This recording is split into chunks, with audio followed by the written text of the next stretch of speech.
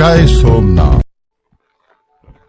ગઈકાલથી સતત કમોસમી વરસાદ માવઠાનો જે પડી રહ્યો છે એની અંદર સુદ્રાપાડા તાલુકામાં અત્યાર સુધીમાં લગભગ 4 ઇંચ જેટલો વરસાદ પડ્યો છે અને હું અત્યારે દરિયાકાંઠાના અમારા વડોદરા ઝાલા ગામ છે ત્યાં મોટે પાયે મગફળીનું જે વાવેતર થાય છે અને ચોમાસાની એક જ ઋતુની અંદર ખેડૂત છે એનો પાક લઈ શકતા હોય છે।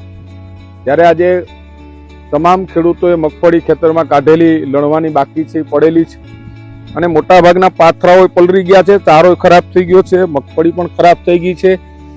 હું પોતે જાતે આજે જાત નિરીક્ષણ કરી રહ્યો છું આનું અને ચારો તો બિલકુલ નહીં, મગફળી પણ કારણ કે વરસાદ ઉપર પડ્યો છે નીચે સુધી પલળી ગયેલું છે એટલે હવે એમાં જેવો તડકો નીકળશે એટલે બાટની એમાં પ્રક્રિયાઓ થઈ જવાની, ફૂગ લાગી જવાની એટલે મગફળી અને ચારો બંને ખેડૂતોનો અત્યારે ભયંકર નુકસાન છે।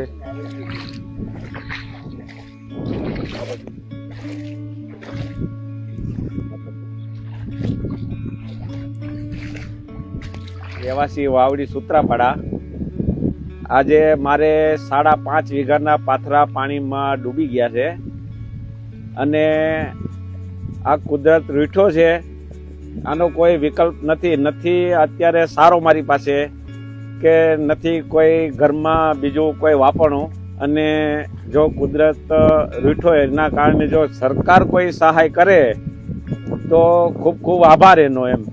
અને અમારા ધારાસભ્ય શ્રી ભગાભાઈ બારડ વહેલી સવારે અમારી મુલાકાતે આવ્યા છે અને અમારું જે પોઝિશન છે એ નિહાળી રહ્યા છે।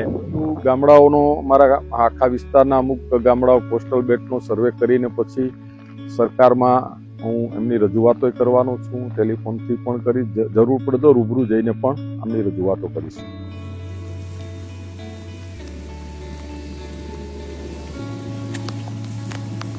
ત્યારે સતત વરસાદને કારણે આવી થઈ ગયેલ છે માંડવી।